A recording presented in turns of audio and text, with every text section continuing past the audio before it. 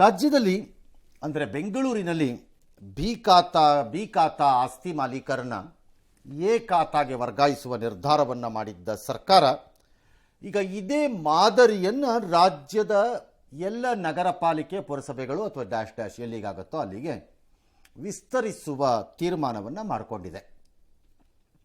ರಾಜ್ಯದ ಮಹಾನಗರ ಪಾಲಿಕೆಗಳು ನಗರಸಭೆ ವ್ಯಾಪ್ತಿಯಲ್ಲಿ ಏಕಾತಾ ಭಾಗ್ಯಕ್ಕೆ ಈಗ ಕ್ಯಾಬಿನೆಟ್ಟು ಕೊಟ್ಟಿದೆ ಒಪ್ಪಿಗೆ. ದಟ್ಸ್ ಓಕೆ, ಅದು ಆಗೋಗಿದೆ, ಅದನ್ನು ಕೊಡಬೇಕಾಗಿತ್ತು. ಬಿ ಖಾತಾ ನಿವೇಶನ ಕಟ್ಟಡಗಳು ಅಪಾರ್ಟ್ಮೆಂಟ್ಗಳಿಗೂ ಈ ಮಾನ್ಯತೆಯನ್ನು ಅಥವಾ ಇದನ್ನು ಕೊಡ್ತಾರೆ, ಕಾನೂನಾತ್ಮಕ ಒಪ್ಪಿಗೆಯನ್ನು ಕೊಡ್ತಾರೆ. ಸುಮಾರು 10 ಲಕ್ಷ ಆಸ್ತಿಗಳು ಇರಬಹುದು ಅಂತ ಸರ್ಕಾರದ ಲೆಕ್ಕಾಚಾರ. ಆದರೆ ದಂಡದ ಪ್ರಮಾಣವನ್ನು ನಿಗದಿ ಮಾಡಿಲ್ಲ. ಬೆಂಗಳೂರಿನಲ್ಲಿ 5% ಮಾಡಿದ್ರು, ಬಹುತೇಕ ಜನ ಮಾಡಿಸ್ತಾ ಇಲ್ಲ. ಕಾರಣ ಅದು ಜಾಸ್ತಿ, ಅದನ್ನು ಇಳಿಸ್ಬೇಕಾಗಿತ್ತು.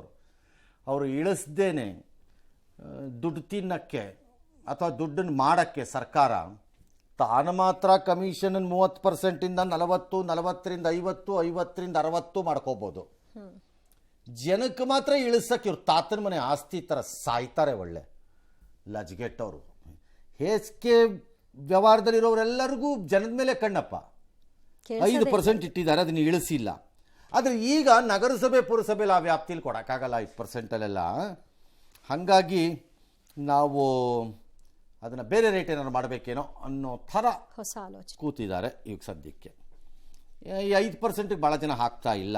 ಕೆಲವರು ಹಾಕಿರ್ಬೋದು ದುಡ್ಡಿದ್ದವರು, ಅಥವಾ ಪಾರಾಗ್ಬಿಡೋಣ ಈ ಕಚಡಗಳಿಂದ ಸಾಕಿನ್ನು ಅಂತ. ಯಾವಾಗ ಏನು ಮಾಡ್ತಾರೆ ಅಂತ. ಇನ್ನು ರಾಜ್ಯದ ಈ ವಿಚಾರದಲ್ಲಿ ಖಾತಾ ಮಾಡೋದು ವಿಚಾರದಲ್ಲಿ ಒಂದಿಷ್ಟು ದುಡ್ಡು ಬೊಕ್ಕಸಕ್ಕೆ ಬರುತ್ತೆ, ಬೊಕ್ಕಸಕ್ಕೆ ಬರದೇ ಏನಿಲ್ಲ.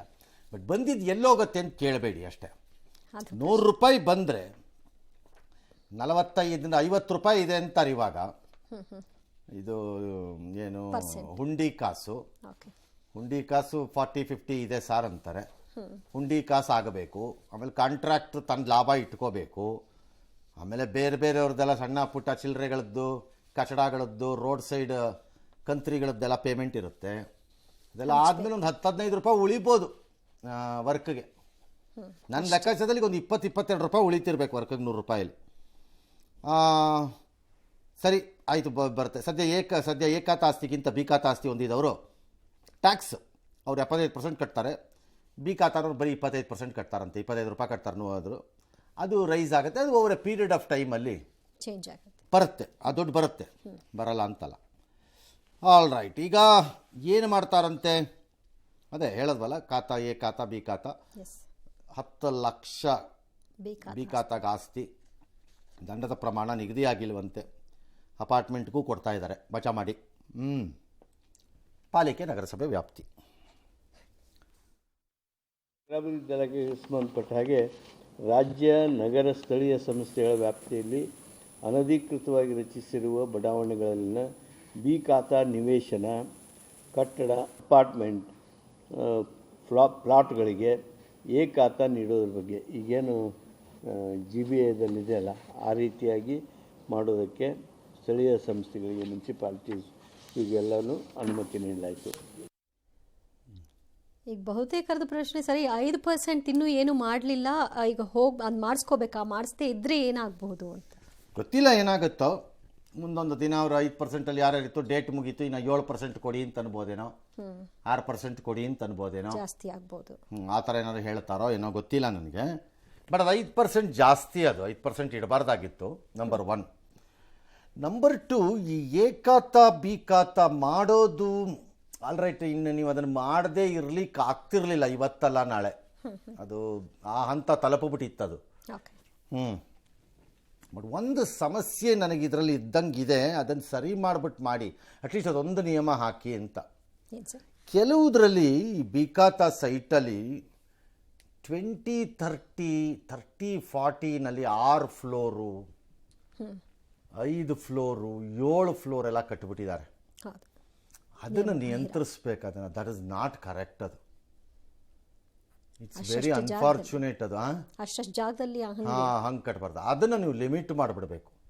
ನೀವು ಅದನ್ನು ತೆಗಿಬೇಕು ಅಂತಾನೋ, ತೆಗೀದಿದ್ರೆ ಕೊಡಲ್ಲ ಅಂತಾನೋ ಏನಾದ್ರು ಒಂದು ತರಬೇಕು ನೀವು ಅದನ್ನು. ನೀವು ಅದ್ರ ಸಮೇತ ರೆಗ್ಯುಲರೈಸ್ ಮಾಡಿಕೊಡೋದು ಕ್ರಿಮಿನಲ್ ಅಂತ ನನಗೆ ಅನ್ಸುತ್ತದು. ಭಾಳ ಕಡೆಯಲ್ಲಿ ಪಕ್ಕದ ಮನೆಯವ್ರಗಳಿಗೆ ವಿಪರೀತ ಕಾಟ ಅದರಿಂದ. ಇವರ ಕನ್ಸ್ಟ್ರಕ್ಷನ್ ಕ್ವಾಲಿಟಿಗಳು ಚೆನ್ನಾಗಿರುತ್ತೋ ಇಲ್ವೋ ಗೊತ್ತಿಲ್ಲ, ಹೆಂಗಿರುತ್ತೋ ಏನೋ. ದುರಾಸೆಗೆ ಬಿದ್ದು ಮೇಲೆ ಮೇಲೆ ಮೇಲೆ ಮೇಲೆ ಮೇಲೆ ಕಟ್ಕೊಂಡು ಹೋಗಿರ್ತಾರೆ. ನನ್ನ ಪ್ರಕಾರ ಕಟ್ಟದೇ ಇರೋರನ್ನ ಬಿಡಿ, ಪ್ರಾಬ್ಲಮ್ ಇಲ್ಲ. ಈ ಕಟ್ಟಿರೋದ್ರಲ್ಲಿ ಅಟ್ಲೀಸ್ಟ್ ಅದೆಷ್ಟೋ 3 ಕಟ್ಬೋದು ಅಂತಿದ್ರೆ 6 ಕಟ್ಟಿದ್ದಾನೆ 7 ಕಟ್ತಾನೆ ಅಂತಂದರೆ ನನ್ನ ಪ್ರಕಾರದಕ್ಕೆ ಅಲೋ ಮಾಡಬಾರ್ದು. ಫಸ್ಟ್ ಅದು ಮಟ್ಟ ಹಾಕಬೇಕು. It will be very unfair ನೀವು ಅದನ್ನು ಅಲೋ ಮಾಡಿದ್ರೆ. ಅದನ್ನು ಮಾತ್ರ ಕತ್ತರಿಸ್ಬೇಕು. ಬೇರೆ ಅವ್ರಿಗೂ ಮಾಡಿಕೊಡಿ, ತಪ್ಪಿಲ್ಲ. ಅವ್ರಿಗೂ ನೀವು ಮಾಡ್ಕೊಡ್ಬೇಡಿ ಅಂತಲ್ಲ, ಅವ್ರಿಗೂ ಮಾಡಿಕೊಡಿ. ಬಟ್ ನಿಯಮಗಳ ಪಾಲನೆ ಆಗಬೇಕು. ಯಾಕೆ ಅಂತಂದರೆ ಈ ಬೀಕಾತ ಏಕಾತ ಸಮಸ್ಯೆ ಯಾಕೆ ಬಂತು? ಇಷ್ಟು ದಿನ ಇತ್ತಲ್ಲ ಓಡ್ಕೊಂಡು ಹಂಗೆ ಸುಪ್ರೀಂ ಕೋರ್ಟಲ್ಲಿ ತಗಲಾಕೊಂಡಿದ್ರಿಂದ. ಇದು ಯಾವನೋ ಪಿ ಐ ಎಲ್ಲಿ ಹಾಕ್ಬಿಟ್ಟು ಅದು ಹೆಂಗೆ ಹೋಗಿ ತಗಲಾಕೊಂಬಿಡ್ತೀವಿ. ಅದು ನೀವು ವಿಪರೀತ ಅನ್ಸೈಂಟಿಫಿಕ್ ಆಗಿ ಮಾಡೋಕ್ಕೋದ್ರೆ ಮತ್ತೆ ತಗಲಾಕೊಂಬಿಡ್ತೀರಿ. ಆಮೇಲೆ ಹೇಳಿದ್ದೀನಿ ನಾನು ಮತ್ತೆ ಚಾಲೆಂಜ್. ಹಾಗಾಗಿ ಸ್ವಲ್ಪ ಕಾನೂನು ಪಾಲನೆನೂ ಆಗಿರಬೇಕು, ಜನರಿಗೂ ಅನುಕೂಲ ಇದು ಆಗಬೇಕು, ಜನರಿಗೂ ಆಗಲೇಬೇಕು ಅನುಕೂಲ. ನಾನು ಸುಪ್ರೀಂ ಕೋರ್ಟ್ ಹೇಳಿದ್ರು ಏನು ಮಾಡೋಕ್ಕಾಗಲ್ಲ, ಇದನ್ನ ಎಲ್ಲ ಡೆಮಾಲಿಷ್ ಮಾಡಿದ್ರೆ ಮಾಡೋಕ್ಕಾಗಲ್ಲ. ಆ ಸ್ಟೇಜಲ್ಲಿ ಇದೆ ಈಗ. ಒಂದನ್ನಾರು ಮಾಡಬೇಕು. ಜೀನಿ ಸ್ಲಿಮ್ ತಗೊಳಕ್ಕೆ ಸ್ಟಾರ್ಟ್ ಮಾಡಿದ್ನು ಅವಾಗ ಮಂತ್ಲಿ ಪೀರಿಯಡ್ಸ್ ಆಗ್ತಾ ಇದ್ದೀನಿ. PCOD ಪ್ರಾಬ್ಲಮ್ ನಾರ್ಮಲ್ ಆಗಿದೆ, ಥೈರಾಯ್ಡ್ ನಾರ್ಮಲ್ ಆಗಿದೆ. ಪೀರಿಯಡ್ಸ್ ಎಲ್ಲ 6 ಮಂತ್ ಆದ್ರೂ ಆಗ್ತಾ ಇದ್ದಿಲ್ಲ, ಇವಾಗ ರೆಗ್ಯುಲರ್ ಪೀರಿಯಡ್ಸ್ ಆಗ್ತಾ ಇದೆ. ಜೀನಿ ಸ್ಲಿಮ್ ನ ಯೂಸ್ ಮಾಡಿ 8 ತಿಂಗಳಲ್ಲಿ 55 kg ಸಣ್ಣ ಆಗಿದ್ದಾರೆ. ಜೀನಿ ಸ್ಲಿಮ್ ತಗೊಳ್ಳಿ, ಬೇಗ ಸಣ್ಣ ಆಗ್ತೀರಾ, ಫ್ಯಾಟ್ ಲಾಸ್ ಆಗ್ತದೆ. ಜೀನಿ ಸ್ಲಿಮ್ ನ ಯೂಸ್ ಮಾಡಿ 100% ಯಾವುದೇ ಸೈಡ್ ಎಫೆಕ್ಟ್ ಇಲ್ದಂಗೆ ಸಣ್ಣ ಆಗ್ತೀರಾ. ಇವತ್ತು ಮನೆ ಸಿಗತ್ತೆ ಅಂತ ಕೋಗಿಲೆಗಳೆಲ್ಲ ಕಾಯುತ್ತಿದ್ದವಂತೆ. ಆದರೆ ಪಾಪ ಸಿಕ್ಕಿಲ್ಲ, ಯಾರು ಕೂಗೋಂಗಿಲ್ಲ. ಇವತ್ತು ಕೋಗಿಲೆ ಇದು ಯಾಕೆ ಮನೆ ಹಂಚಿಕೆ ಇಲ್ಲ ಅಂತ ಕಂದಾಯ ಸಚಿವ ಕೃಷ್ಣ ಬೈರೇಗೌಡ ಇವತ್ತಾಗಲ್ಲ ಅಂತ ಹೇಳಿದ್ದಾರೆ. ಕಾರಣ 119 ಕುಟುಂಬಗಳ ಪೈಕಿ 76 ಕುಟುಂಬಗಳು ಕಳೆದ 6 ತಿಂಗಳ ಹಿಂದೆ ಅಷ್ಟೇ ಕೋಗಿಲ್ ಲೇಔಟ್ಗೆ ಬಂದಿವೆ ಅಂತೆ. ಕೃಷ್ಣ ಬೈರೇಗೌಡರು ಹೇಳಿದ್ರು 15 ವರ್ಷದಿಂದ ಇದ್ದಾರೆ ಅಂತ. ಸಡನ್ ಆಗಿ ಬಂದರು. ಲೋಕಲ್ MLA ಆಗಿ ನಿಮ್ಗೇನು ಮಾಹಿತಿ ಇದೆಯೋ ನಿಮ್ಮ ಏರಿಯಾನಲ್ಲಿ, ಅಥವಾ ಸುಮ್ಮನೆ 5 ವರ್ಷಕ್ಕೊಂದ್ಸರಿ ಓಟ್ ಹಾಕಿಸ್ಕೊತೀರೋ? ಅಲ್ಲಿ ಯಾವನು ನಿಮ್ಮನ್ನು ಸರಿಯಾಗಿ ಅಪೋಸ್ ಮಾಡೋನಿಲ್ಲ ಅನ್ನೋ ಕಾರಣಕ್ಕೆ ಗೆಲ್ತಿದ್ದೀರೋ? ಹೆಂಗ್ರಿ ನೀವೇ ಹೇಳಿದ್ರಲ್ಲ ಅದೇನು 15 ವರ್ಷದಿಂದ ಇದ್ದಾರೆ ಅವರು ಅಂತ. ಅವತ್ತು ಡಿಜಿಟಲ್ ಮ್ಯಾಪ್ ಗೂಗಲ್ದು ತೆಗೆದಾಗ ಮ್ಯಾಪೇ ಸರಿ ಇಲ್ಲ ಅಂದ್ಬಿಟ್ರಿ. ಎಲ್ಲ ಮ್ಯಾಪ್ ಸರಿ ಇದೆ ಅಂತ ಆಯ್ತಲ್ಲ ಈಗ. ಮ್ಯಾಪ್ ಪ್ರಕಾರವಾಗಿ 2023ವರೆಗೂ ಏನೂ ಇರಲಿಲ್ಲ. ಏನು ಇಲ್ವಲ್ಲ. ಇಲ್ಲಿ ನೀವು ಹೇಳ್ತಿರೋದು ಅದೇ ಇದೆಯಲ್ಲ ಈಗ ಇಲ್ಲಿ. 43 ಕುಟುಂಬಗಳ ಪೈಕಿ 37 ಬೆಂಗಳೂರು ಮೂಲ. ಅದರಲ್ಲಿ 26 ಜನಕ್ಕೆ ಮಾತ್ರ ಮನೆ ಪಡೆಯೋದಕ್ಕೆ ಅರ್ಹ. ವಸತಿ ಇಲಾಖೆಯಿಂದ ಮನೆ ಪಡೆಯೋಕ್ಕೆ ಅರ್ಹ ಇರೋರ ದಾಖಲೆ ಪರಿಶೀಲನೆ ಮುಗಿದಿದೆಯಂತೆ. ಕಂದಾಯ ಇಲಾಖೆ ಅಧಿಕಾರಿಗಳು ವೆರಿಫೈ ಮಾಡಿದ್ಮೇಲೆ ಕೊಡ್ತಾರಂತೆ. ಇದೆಲ್ಲ ಕಂದಾಯ ಮಂತ್ರಿಗಳೇ ಹೇಳಿರೋದು. ಸರಿ, ಸದ್ಯದ ಸರ್ವೆನಲ್ಲಿ ಬಾಂಗ್ಲಾದೇಶಿಯರು ಯಾರು ಇಲ್ಲ ಅನ್ನೋದು ಗೊತ್ತಾಗಿದೆಯಂತೆ. Fair enough. ಮನೆ ಹಂಚಿಕೆ ಕೆಲವೊಂದು ಮಾನದಂಡನ ಹಾಕಿದಾರಂತೆ. ಏನು ಮಾನದಂಡ? ನೀವು ಮಾನದಂಡ ಹಾಕಿರೋದೇ ತಪ್ಪು. ಸರ್ಕಾರಿ ಜಮೀನಿನಲ್ಲಿ ಬಂದು ಅಕ್ರಮವಾಗಿ ತಳ ಊರಿದವರಿಗೆ ಮಾನ ಎಲ್ಲಿ, ದಂಡ ಎಲ್ಲಿ? ಅದರೊಳಗೆ ಬರೋದೇ ಇಲ್ಲ. ಹಿಂಗೆ ಮರ್ಡರ್ ಮಾಡಿರುವವನಿಗೆ ಮಾನದಂಡದ ಪ್ರಕಾರ ಅವನನ್ನು ಬಿಟ್ಕಳಿಸ್ತಾ ಇದ್ದೀನಿ ಅಂತೀರಾ? ಹಂಗಾಗಲ್ಲ. ಇದೇ ರಾಂಗು. ಅದನ್ನು ಕೇಳಿಸ್ಕೊಳಕ್ಕೂ ರೆಡಿ ಇಲ್ಲ ಯಾರನ್ನು. ಅದಕ್ಕೆ ಯಾರೇನು ಮಾಡೋಕ್ಕಾಗುತ್ತೆ? ಹೇಳೋದು ಹೇಳ್ಬೋದು, ನಾನು ಕೇಳಿಸ್ಕೊಳ್ಳಂದ್ರೆ ಬಂಡ, ದಿಮಾಕಿನ ಗಿರಾಕಿ, ಕೊಬ್ಬು, ಅಧಿಕಾರದ ಅಮಲು, ಒಂದಿಷ್ಟು ಜನರನ್ನು ಓಲೈಸುವಂತಹ ಕುತಂತ್ರಿಗಳು ಅಂತಲೇ ಹೇಳ್ಕೊಂಡು ಮುಂದಕ್ಕೆ ಹೋಗ್ತೀವಿ ಅಷ್ಟೇ. ಅಷ್ಟೇ. ಮುಂದಿನ ಸರ್ಕಾರ ಬಂದಾಗ ಅವ್ರು ಇಷ್ಟ ಬಂದಾಗ ಅವ್ರು ಮಾಡಿದಾಗ ಲಬ ಅಂತ ಬಡ್ಕೊಳ್ಳಿ, ಹೋಗಿ ಸಾಯಿರಿ ಅಂತೀವಿ ಅಷ್ಟೇ. ನಮಗೇನು ಹೋಗ್ಬೇಕು? ಏನು ನಮ್ಮನೆ ಆಸ್ತಿ ಹೋಗ್ತಾ ಇದೆಯಾ? ರಾಜ್ಯದ ಆಸ್ತಿ ನಮ್ಮನೆ ಆಸ್ತಿ ಹೋಗ್ತಿದೆಯಾ? ಬಡದಾಡ್ಕೊಂಡು ಸಾಯಕ್ಕಿಲಿ, ಅಥವಾ ನಾವು ಬಂದ ನಿಮ್ಮ ಕಾನ್ಸ್ಟಿಟ್ಯೂನ್ಸಿ ಇಲ್ಲಿ ಎಲೆಕ್ಷನ್ ನಿಂತ್ಕೊಂಡು ಸಾಯ್ಬೇಕಾ? ಅಲ್ಲಿ ನಮಗೇನಿಲ್ವಲ್ಲ. ನಮಗೇನು ಹೋಗ್ಬೇಕು? ಹಾಳಾಗೋಗ್ರಿ ಅಂತೀವಿ. ಯಾಕೆ ನೆಗೆದು ಬಿದ್ದು ಹಾಳಾಗೋಗಿ ಅಂತೀವಿ. ನಮಗೇನು ಹೋಗ್ಬೇಕು? ಒಂದು ವೇಳೆ ಕೋರ್ಟ್ ಮಧ್ಯಪ್ರವೇಶಿಸಿದ್ರೆ ಕಪಾಳು ಕೊಡಿರಿ ಅಂತೀವಿ. ಕೋರ್ಟ್ಗೂ ರಿಕ್ವೆಸ್ಟ್ ಮಾಡ್ಕೋತೀವಿ, ಕಪಾಳಕ್ಕೆ ಹಾಕಿ ಇವ್ರಿಗೆಲ್ಲ ಒಂದು 4 ಅಂತೀವಿ. ಹೊಡೆದ್ರೆ ಒಡಿಸ್ಕೊಳ್ಳಿ, ಉಗಿದ್ರೆ ಉಗಿಸ್ಕೊಳ್ಳಿ, ಇಲ್ಲಿದ್ರೆ ಡಿಮ್ ಅಂತ ಓಡಾಡ್ಕೊಂಡಿರಿ ಅಷ್ಟೆ. ಕನ್ನಡದ 108 ಕುಟುಂಬ ಅಂತೆ, ಉರ್ದು 103 ಅಂತೆ, ತಮಿಳು 13, ಹಿಂದಿ 11, ಮರಾಠಿ ಡ್ಯಾಶು, ತೆಲುಗು ಡ್ಯಾಶು. ಇವೆಲ್ಲ ಭಾಷೆ. ಮನೆ ಹಂಚಿಕೆಗೆ ಇವ್ರು ಹಾಕ್ಕೊಂಡಿರೋ ಅಕ್ರಮ ಮಾನದಂಡ ಏನು? ಇದು ಮಾನದಂಡ ಅಲ್ಲ, ಸಕ್ರಮ ಅಲ್ಲ, ಇದು ಅಕ್ರಮ ಮಾನದಂಡ. ಎಕ್ಸಾಕ್ಟ್ಲಿ ಇದನ್ನು ಕೋರ್ಟಲ್ಲಿ ಹೇಳಬೇಕು ನನ್ನ ಪ್ರಕಾರ. ಯಾರು ಕೋರ್ಟ್ಗೆ ಹೋಗಿದಾರೋ ಬಿಟ್ಟಿದಾರೋ ನಂಗೆ ಗೊತ್ತಿಲ್ಲ. ಭಾಳ ಜನ ಅನ್ಕೋತಿರ್ತಾರೆ ಮೀಡಿಯಾನವರು ಹೇಳ್ತಾರೆ, ಮೀಡಿಯಾನವರೇ ಕೊಟ್ಕೊಂಡು ನಿಂತ್ಕೋಬೇಕು, ಬೇರೆ ಕೆಲಸ ಇಲ್ವಾ ನಮಗೆ? ನಮ್ಮ ಜನ ಹೆಂಗೆ ಅಂತಂದರೆ ಸಂಜೆ ಆಯಿತು ಅಂದರೆ ನೋಡೋಕ್ಕೆ ಬೇರೆದು ಬೇಕು ಸೀರಿಯಲ್ಲು. ಎಂಟರ್ಟೈನ್ಮೆಂಟ್. ಹಾಂ, ಏನಾದ್ರು ಆದಾಗ ಕೆಲಸ ಮಾಡೋಕ್ಕೆ ನ್ಯೂಸ್ನವ್ರು ಬೇಕು. ನೀವೆಂಥ ಕಚಡ ಗಿರಾಕಿಗಳಿರ್ಬೇಕು ಲೆಕ್ಕ ಹಾಕಳಿ. ಯಾವಾಗ ನೀವೆಂಥವ್ರು ಇರ್ಬೋದು ಜನ, ತಮಗೆ ಲಾಭ ಆಗುತ್ತಾ ಅಷ್ಟೇ ಅಷ್ಟೇ, ಅದಕ್ಕೆ ಮಾತ್ರ ಬರಬೇಕು ಅವರು. ಆಮೇಲೆ ಅಲ್ಲಿರಬೇಕು, ಹಿಂಗೆ ಅಳ್ಳಾಡ್ದು ನಿಂತ್ಕೊಬಾರ್ಬೇಕಾರೆ ಅಲ್ಲೇ ಹೋಗಿ ಅವ್ರ ಕಲೆ ಮಾಡಿಸಿ. ನಾವು ಹೇಳೋದು ಹೇಳಿದ್ದೀವಪ್ಪ, ಮಾಡಿದ್ರೆ ನಾವೇನು ಮಾಡೋಕ್ಕಾಗತ್ತೆ?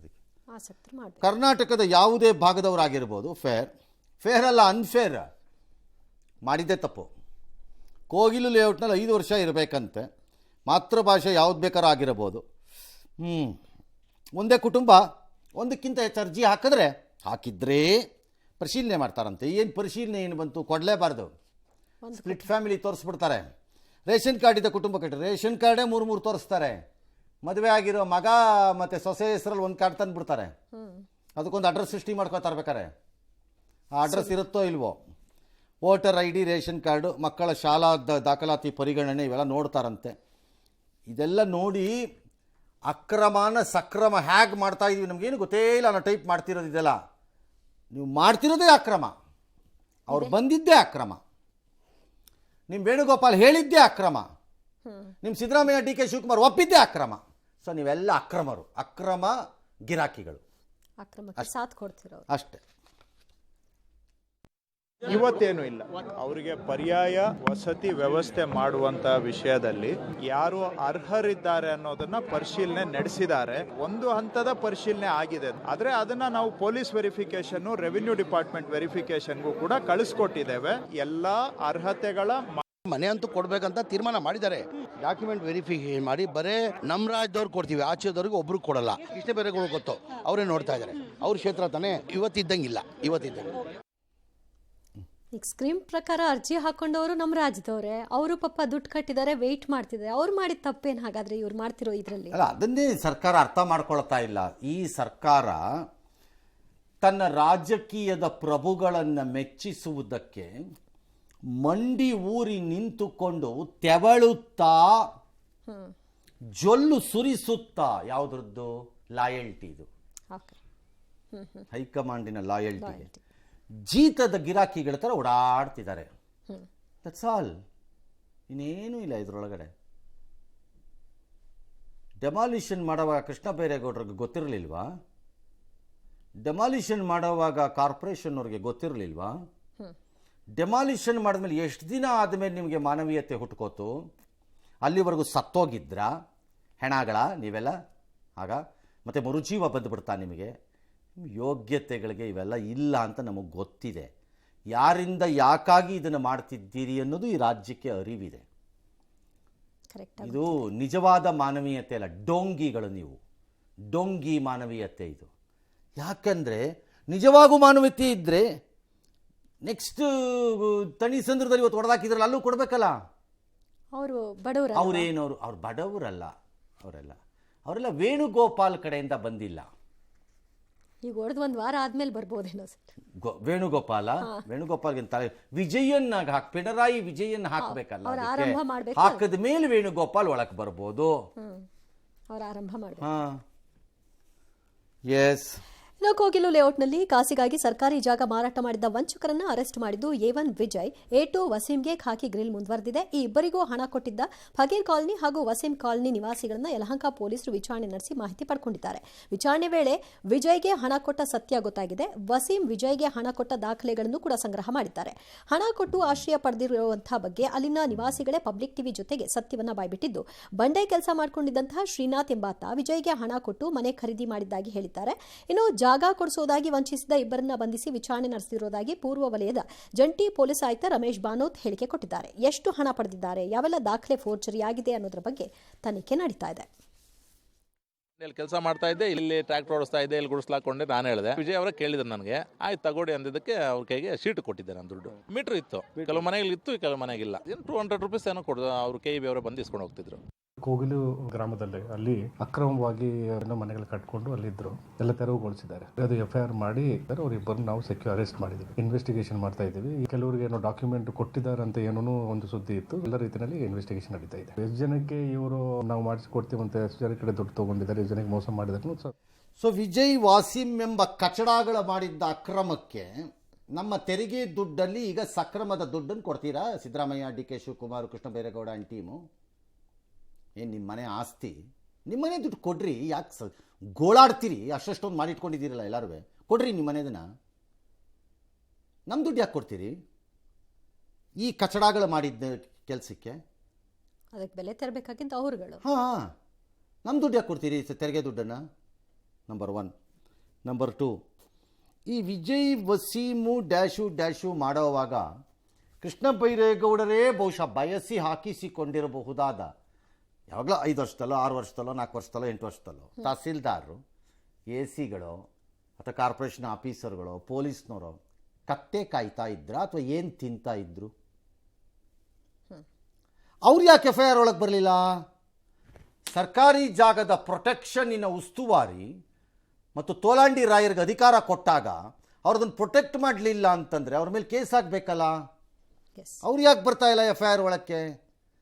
ಸೊ ಅರ್ಥ ಇಷ್ಟೇ, ಯಾರೋ ಇಬ್ಬರನ್ನ ತೋರಿಸಿ ಅಲ್ಲಿಗೆ ಅದನ್ನು ಮುಗಿಸಿ ನಮ್ಮ ದುಡ್ಡಲ್ಲಿ ಮನೆ ಕೊಟ್ಟು ಬಾವುಟ ಹಾರಿಸ್ಕೊಂಡು ನಾವು ಮಾನವೀಯತೆ ಅಂದ್ಕೊಂಡು ಹೋಗುವಂತಹ ಕಪಟ ನಾಟಕಕಾರರು ನೀವೆಲ್ಲ 100%. ಇಲ್ಲದೆ ಇದ್ದಿದ್ರೆ ನನ್ನ ಪ್ರಕಾರ ನಿಮ್ಮನ್ನು ನೀವು ರಾಜಕೀಯದಲ್ಲಿ ಇರೋವರೆಗೂ ಡೊಂಗಿ ಮಾನವತೆ ಡೊಂಗಿ ಮಾನವತೆ ಗಿರಾಕಿಗಳು ಅಂತಲೇ ಕರೀಬೇಕು ನಿಮ್ಮನ್ನು. ನನ್ನ ಪ್ರಕಾರ ಯಾರ್ದೋ ದುಡ್ಡಲ್ಲಿ ಮಜಾ ನೋಡೋಕೆ ನೀವು ಒಬ್ಬರೇ ಬೇಕಾ? ಯಾರು ಬಿಟ್ಟರು ಅವ್ರನ್ನ ಹಿಡ್ಕೊಳ್ಳಿ. ನಮ್ಮ ದುಡ್ಡು ಯಾಕೆ ಕೊಡ್ತೀರಿ? ಅದು ಸರ್ಕಾರಿ ಜಮೀನಲ್ಲಿ. ಆಮೇಲೆ ಇವರಿಬ್ಬರನ್ನ ಹಿಡ್ಕೊಳ್ಳೋದಕ್ಕೂ ಇಷ್ಟೊಂದು ಟೈಮ್ ತಗೊಂಡ್ರು. ಎರಡನೇದು ಅದು ಸಂಬಂಧಪಟ್ಟಿದ ಆಫೀಸರ್ ಗೊತ್ತೇ ಇಲ್ಲಪ್ಪ, ನಮ್ಗೆ ಗೊತ್ತಿಲ್ಲ. ಎಲ್ಲ ಪರಿಶೀಲನೆ ಮಾಡ್ತಾ ಇದ್ರಿ. ಮಣ್ಣು ತಿಂತಿದ್ರ? ಏನು ತಿಂತಾ ಇದ್ರಿ?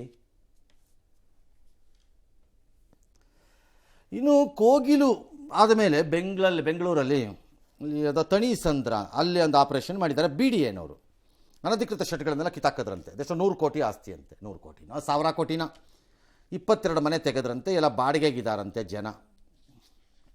ಮಾಲೀಕರು ಗೊತ್ತಿಲ್ಲವಂತೆ ಯಾರು ಎಲ್ಲಿದ್ದಾರೆ ಏನು ಅಂತೆಲ್ಲ. ಬಟ್ ಇಲ್ಲ, ಕೆಲವರೆಲ್ಲ ಬಂದು ನಮ್ಮ ಹತ್ರ ಸೇಲ್ ಡೀಡ್ ಇದೆ ಅಂತಾನೋ, ಸಬ್ ರಿಜಿಸ್ಟ್ರಾರ್ ಆಫೀಸಲ್ಲಿ ರಿಜಿಸ್ಟರ್ ಮಾಡಿದ್ದೀವಿ ಅಂತಾನು, ಈ ಖಾತಾ ಇದೆ ಅಂತಾನು ಎಲ್ಲ ತೋರಿಸ್ತಾ ಇದ್ರಪ್ಪ. ಬಟ್ ಎಲ್ಲರೂ ರಸ್ತೆಗೆ ಹಾಕಿದ್ರು, ಜನ ಶಾಪ ಹಾಕಿದ್ರು. ಕೆಲವರೆಲ್ಲ ನಾವು ವಿಷ ತೊಗೊಂಡ್ಬಿಡ್ತೀವಿ ಅಂತ. ಯಾರು ತೊಗೊಂಡಿಲ್ಲ, ಯಾರು ಅದು ಬೇರೆ ವಿಚಾರ. ಒಬ್ಬರು ಯಾರು ನಾವು 53 ಲಕ್ಷ ಕೊಟ್ಟು ಖರೀದಿ ಮಾಡಿದ್ವಿ, ಈ ಖಾತಾ ಇದೆ, ದಾಖಲೆ ಇದೆ ಅಂದರೂ ತೆರವು ಮಾಡಿದಾರಲ್ಲ ಇವರು ಅಂತ ಅವ್ರ ಆಕ್ರೋಶ. ಕೇಳಿದ್ರೆ ಇದು ಸರ್ಕಾರಿ ಜಾಗ, ಓಕೆ ಇರ್ಬೋದು. ಕೋಗಿಲುದೇನು ನಿಮ್ಮ ತಾತನ ಮನೆ ಜಾಗನಾ? ಕೋಗಿಲು ಇದು ಯಾರ ಜಾಗ? ಸರ್ಕಾರಿ ಜಾಗ. ಅಲ್ಲಿ ಪಿಣರಾಯಿ ವೇಣುಗೋಪಾಲ್ ಕೊಳಲು ಊದಿದ್ರು. ಬುರುಡೆ ಬಿಟ್ಟ ತಕ್ಷಣ ಹಿಂದೆ ಮುಂದೆ ಎರಡು ಒಂಥರ ಉದುರ್ಕೊಳತ್ತು. ನಿಮಗೆ ಓಡ್ಬಿಟ್ರಿ ಎಲ್ಲ. ಪುಕ್ಕಲ್ರು ತಗೊಂಬಂದು ಚುನಾವಣೆಯಲ್ಲಿ ಗೆಲ್ಸಿದ್ದು ನಿಮ್ಮನ್ನು ಕರ್ನಾಟಕ ರಾಜ್ಯದ ಜನ ಪುಕ್ಕಲ್ರ ಹತ್ರ ಹೆದರ್ಕೊಳ್ಳೋದಲ್ಲ ಯಾವನಿಗೋ ಒಬ್ಬನಿಗೆ. ಅವ್ರು ಹೇಳೋದಂತ ಓಡ್ತಾರೆ ಅಲ್ಲ. ಈಗ ಇಲ್ಲಿ ಯಾರು? ಈ ಪ್ರಶ್ನೆ ಇಲ್ಲೂ ಬರುತ್ತೆ. ಅವ್ರು ಅಕ್ರಮನೇ ಹೌದು, ಸರ್ಕಾರಿ ಜಮೀನಲ್ಲೇ ಕೂತಿದ್ದಾರೆ. ಅಲ್ಲೊಬ್ಬ ಮಧು ಅಂತಾನೋ, ಸುಜಯ್ ಅಂತಾನೋ, ವಿಜಯ್ ಅಂತಾನೋ, ವಿಜಯ್ ಜೂನಿಯರ್ ಅಂತಾನೋ ಯಾವನೊಬ್ಬ ಅಲ್ಲೊಬ್ಬ ಇದ್ದಾನೆ. ಅಲ್ಲೊಬ್ಬ ಅಕ್ರಮ್ ಇದ್ದಾನೆ, ಪಾಷಾ ಇದ್ದಾನೊಬ್ಬ ಇದ್ದಾನೆ, ಹೌದು. ಬಟ್ ಅವ್ರಿಗೂ ಕೊಡಿ, ಅಲ್ಲೂ ಅವರಿಬ್ಬರನ್ನ ಅರೆಸ್ಟ್ ಮಾಡ್ಕೊಂಡು ಕರ್ಕೊಂಡೋಗಿ. ಇಲ್ಲಿ ಮಾನದಂಡ ಅಲ್ಲೂ ಈ ಜನ ನಾಳೆನೆ ಕೋರ್ಟ್ಗೆ ಹಾಕಿ. ಸಿಟಿಸನ್ಸ್ ಮಧ್ಯ ಅಂದರೆ ಪ್ರಜೆಗಳ ಮಧ್ಯೆ ತಾರತಮ್ಯವನ್ನು ಮಾಡಲಿಕ್ಕೆ ಸರ್ಕಾರಕ್ಕೆ ಆಗಲ್ಲ, ಮಾಡಿಕೊಡ್ತು. ಕಾನ್ಸ್ಟಿಟ್ಯೂಷನಲ್ ವಯಲೇಷನ್ ಆಫ್ ಪ್ರಿನ್ಸಿಪಲ್, ಅದೀಗ ಕಾನ್ಸ್ಟಿಟ್ಯೂಷನಲ್ ರೈಟ್ ಅದು. How does the state differentiate between 2 citizens? ಕೇಸ ಕೇಳ್ತೀನಿ, ಬಿಡಬೇಡಿ, ಗ್ಯಾರಂಟಿ ಗೆಲ್ತೀರಿ. ಪ್ರಜೆಗಳ ಮಧ್ಯೆ ತಾರತಮ್ಯವನ್ನು ಮಾಡುವ ಸರ್ಕಾರ ಸತ್ತಂಗೆ ಇರ್ಕೂಡ್ದು. It should be dismissed. ಆ ಪಾಯಿಂಟಲ್ಲಿ ಹೋಗಿ ಕೋರ್ಟ್ಗೆ ಹಾಕಿ, ನಮಗೂ ಕೊಡಿಸಿ. ಇದು ತಾರತಮ್ಯ. ಪ್ರಜೆಗಳ ಮಧ್ಯೆ ಮಾಡುತ್ತಿರುವ ತಾರತಮ್ಯ, ಪ್ರಾಬಬಲಿ ಧರ್ಮ ಆಧಾರಿತ ತಾರತಮ್ಯ, ಮುಸ್ಲಿಮು ಹಿಂದೂ ಎಂದು ಮಾಡುತ್ತಿರುವುದು ಅಂತ ನಂಗೆ ಗೊತ್ತಿಲ್ಲ, ಅದಿದೆಯಾ ಇಲ್ವಾ ಅಂತ ಚೆಕ್ ಮಾಡಿ. ಇಲ್ದಿದ್ರೆ ಬೇಡ. ಪ್ರಜೆಗಳ ಮಧ್ಯೆ ಮಾಡುತ್ತಿರುವ ತಾರತಮ್ಯ. ನಿಮ್ಗೊಂದು ಟ್ಯಾಕ್ಸು ನನಗೊಂದು ಟ್ಯಾಕ್ಸು ಹಾಕಕ್ಕೆ ಬರಲ್ಲ, ಎಲ್ರಿಗೂ ಒಂದೇ, ಎಲ್ಲರಿಗೂ ಒಂದೇ. ಇದು ಅಷ್ಟೆ, ಕಾನೂನು ಎಲ್ಲರಿಗೂ ಒಂದೇ. ಅವನು ಸರ್ಕಾರಿ ಜಮೀನಲ್ಲಿ ಕೂತಿದ್ದಕ್ಕೆ ಅವನಿಗೆ ಮನೆ ಪರಿಹಾರ ಕೊಡ್ತೀನಿ ಅಂದರೆ, ನೀವು ಸರ್ಕಾರಿ ಜಮೀನಲ್ಲಿ ಕೂತಿದ್ದರೆ ನಿಮಗೂ ಕೊಡಬೇಕಪ್ಪ. ಇಲ್ಲ ಇಲ್ಲಿವರೆಗೂ ಬಿಟ್ಕೊಂಡವ್ರಿಗೆ ತಪ್ಪಾಗ ಅವ್ರ ತಲೆದಂಡ ಆಗಬೇಕು. ಇಲ್ಲ ಯಾರು ಬಿಟ್ಟಿದ್ದಾನೆ ಅವ್ನ ಕೈಲಿ ವಸೂಲಿ ಮಾಡಿಸ್ಕೊಡ್ಬೇಕಪ್ಪ. ಎರಡರಲ್ಲಿ ಏನೋ ಒಂದು ಮಾಡ್ಬೇಕು ನೀವು, ಇಲ್ಲದ್ರೆ ಯಾರಿಗೂ ಕೊಡಲ್ಲ ಅನ್ಬೇಕಪ್ಪ. If there is a possibility, ಈ ತಣಿ ಸಂದರ್ಭದವ್ರು ಅದನ್ನು ಮಾಡಬಹುದು, ಮಾಡಿದ್ರೆ ಗೆಲ್ತಾರೆ ಅಂತ ನನ್ನ ವಾದ. ಆ ಪಾಯಿಂಟಲ್ಲಿ ಎಸ್, ಎಲ್ಲ ಡಾಕ್ಯುಮೆಂಟ್ಸ್ ಇದೆ. 3 ತಿಂಗಳು ಮುಂಚೆ ಸಬ್ ರಿಜಿಸ್ಟರ್ ಆಫೀಸ್ಗೆ ಹೋಗ್ಬಿಟ್ಟು ಡಾಕ್ಯುಮೆಂಟ್ಸ್ ತೋರಿಸಿದ್ದೀವಿ. ಡಾಕ್ಯುಮೆಂಟ್ಸ್ ತೋರಿಸಿದ್ದಕ್ಕೆ ಯಾಕೆ ಅವ್ರು ಹೇಳಿಲ್ಲ ಸರ್ ಇದು BDA ಪ್ರಾಪರ್ಟಿ ನೀವು ತಗೋಬೇಡಿ ಅಂತ ಯಾಕೆ ಹೇಳಿಲ್ಲ? ಯಾಕೆ ನಮ್ಮ ಹೆಸರು ಮೇಲೆ ರಿಜಿಸ್ಟರ್ ಮಾಡ್ಕೊಟ್ಟಿದ್ದೀರಾ? ಯಾಕೆ ನೀವು ಇದು ಕಾವೇರಿ ಕನೆಕ್ಷನ್ ಕೊಟ್ಟಿದ್ದೀರಾ? ಯಾಕೆ ಈ ಖಾತಾ ಹೆಂಗಾಗುತ್ತೆ? ನಾನು ಈಸ್ಕೊಳ್ಳೋವಾಗ ಏನು ಪ್ರಾಬ್ಲಮ್ ಇಲ್ಲ, ಚೆಕ್ ಮಾಡಿದೆ, ಕ್ರಾಸ್ ವೆರಿಫೈ ಮಾಡಿದೆ, ಅದೆಲ್ಲ ಚೆಕ್ ಮಾಡಿ ರಿಜಿಸ್ಟರ್ ಮಾಡಿ up to date tax pay ಮಾಡಿದ್ದೀನಿ. ಸೇಲ್ ಡೀಡ್ ಇದೆ ಅಬ್ಸಲ್ಯೂಟ್ ನನ್ನ ಹತ್ರ. ಇವಾಗ ಸಡನ್ ಆಗಿ ಕೇಸ್ ವಿನ್ ಆಗಿದೆ ಈ ಥರ ಎಲ್ಲ ಹೇಳ್ತಾ ಇದ್ದಾರೆ. ಇದು ಅಟ್ಲೀಸ್ಟ್ ಒಂದು ಇನ್ಫಾರ್ಮೇಶನ್ ಕೊಟ್ಟಿರಬೇಕು ಅವರು, ಈ ಥರ ಆಗ್ತಿದೆ. She is right. ಒಂದು ಬೇಸಿಕ್ ಇನ್ಫಾರ್ಮೇಶನ್ ಅವರು ಕೊಡಬೇಕಲ್ಲ ಸಬ್ ರಿಜಿಸ್ಟರ್ ಆಫೀಸಲ್ಲಿ. ಸರ್ಕಾರಿ ಜಮೀನು ಡಿಸ್ಪ್ಯೂಟಲ್ಲಿ ಇದೆ ಅಂತಾನೋ ಇಲ್ಲ, ತೆರಿಗೆ ಕಾವೇರಿ ಇಂಗ್ರಿ ಕೊಟ್ರಿ, ಎಲ್ಲ ಕನೆಕ್ಷನ್ಸ್ ಕೊಟ್ಟಿದ್ದಾರಂತೆ. ಇಲ್ಲ ಈಗ ನಿಮಗೆ ಗೊತ್ತಿಲ್ಲ. ಮತ್ತಲ್ಲಿ ಯಾರೋ ಮಾತಾಡ್ತಿದ್ರು, ಯಾರೋ ಮುಸ್ಲಿಂ ಹೆಂಗ್ಸು ನೋಡಿ, ಯಾರಿಗೆ ಫೋನ್ ಮಾಡ್ಬೋದು? ಜಮೀರ್ ಮಾಡಲ್ಲ, ಯಾರು ಮಾಡ್ಬೋದು? ಮುಸ್ಲಿಮರ ಮೇಲೆ ದಬ್ಬಾಳಿಕೆ ನಡೀತಿದೆ. MIMಗೆ ಫೋನ್ ಮಾಡ್ರಿ ನೀವು, ಎಲ್ಲ ಬಿಡಬೇಡ್ರಿ. ಈಗ ನೋಡೋಣ, ಅದಕ್ಕೆ ಎದುರ್ಕತ್ತಾರೆ ಈ ಕಾಂಗ್ರೆಸ್ನವರು. ಅವ್ರು ಮತ್ತೆ ಬರಬೇಕು. ಮತ್ತೇನು ಹೇಳೋಣ? ಕೋಗಿಲುನಲ್ಲಿರೋ ಮುಸ್ಲಿಮರದ್ದು ಪಿಣರಾಯಿ ವಿಜಯನ್ನು ಕ್ರಾಂತಿಯಾಗಿ ಇಲ್ಲೇನೋ ಭೂಕಂಪ ಆಗೋಯ್ತು ದೇಶದಲ್ಲಿ ಅನ್ನೋಕ್ಕೆ ಟ್ವೀಟ್ ಹಾಕಿದಾಗ ಬಗ್ಗಿ ತಕಪಕ ಕುಣಿಯೋ Venugopal and other chief minister and deputy chief ಮಿನಿಸ್ಟರ್ಗಳು. ಇಲ್ಲಿ ಮುಸ್ಲಿಂ ಕಾಣ್ತಾ ಇಲ್ವಾ? ಮುಸ್ಲಿಮರಲ್ಲೇ ತಾರತಮ್ಯ ಮಾಡ್ಬೋದಾ? ಅದರಲ್ಲಿ ಇವ್ರು ಪರ್ಸೆಂಟೇಜ್ ನೋಡ್ತಾ ಇದ್ದಾರೆ. ಹಂಗ ಎಷ್ಟು ಪರ್ಸೆಂಟ್ ಇದ್ದಾರೆ? ಇಲ್ಲಿ ಹೈಯರ್ ಮುಸ್ಲಿಮ್ಸ್ ಜಾಸ್ತಿ ಇದ್ದಿದ್ರೆ ಮಾಡ್ತಿದ್ರೇನು, ಬರ್ತಿದ್ರು. ಇನ್ನು ಈಗ ಗೆಟ್ಟವ್ರು ಅಂತ ನಿಮ್ಮನ್ನು ಕರೀಬೇಕಾ ಕರೀಬಾರ್ದ? ನಾನು ಮುಸ್ಲಿಮರ ಪ್ರೀತಿ ಅಂತಿದ್ರಲ್ಲಪ್ಪ BJPನವರು, ಅದಕ್ಕೆ ಹೇಳಿದ್ದು ಅಲ್ಲ. ಅದು ವೇಣುಗೋಪಾಲನ ಪ್ರೀತಿ, ಅದಕ್ಕೋಸ್ಕರ. ಅದು ಮುಸ್ಲಿಂ ಪ್ರೀತಿ ಅಲ್ಲ. ಎಸ್.